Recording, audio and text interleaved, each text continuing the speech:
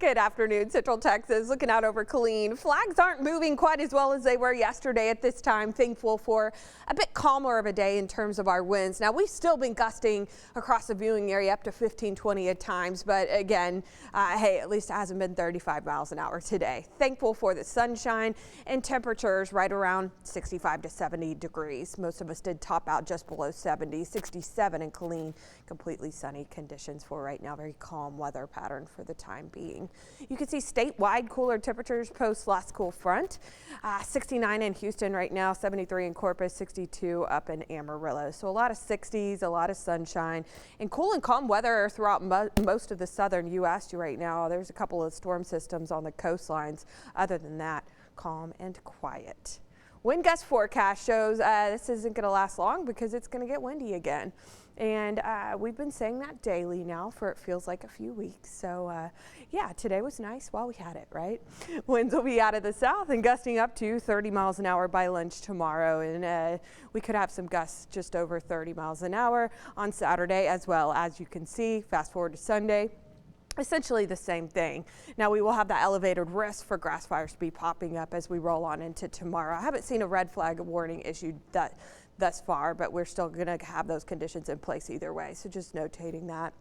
You can see even Saturday evening if you have dinner plans on a patio, notating that yes, it is probably going to be a little bit windy out there. Temperature wise, we're going to have one more cool morning. Friday morning, we're going to wake up to right around 40 degrees. And if the winds are up, it'll probably feel like upper 30s, and you're definitely going to want a jacket when you do head out. But by that afternoon, as you can tell, you're certainly not going to want one. Probably more like short sleeves because we're going to be lingering around the 80-degree mark under windy conditions, sunny as well. Saturday morning, we jump up into the 50s for lows, so that will be nice. That afternoon, it is going to be straight up hot, you guys, probably almost 90 degrees type of hot weather. Good news being that our next front does arrive over the weekend. It is not going to be until Sunday, though, and along with it, yes, we're going to have some moisture in place. Partly cloudy skies. We wake up in the 60s. And we end up warm that afternoon ahead of a front passing through the viewing area. Timing on this could change slightly, but likely it is late afternoon through the evening hours that it is shifting winds out of the north. And yes, isolated pockets of rain and maybe even a couple of thunderstorms favoring east of I-35 right now is what models are showing me.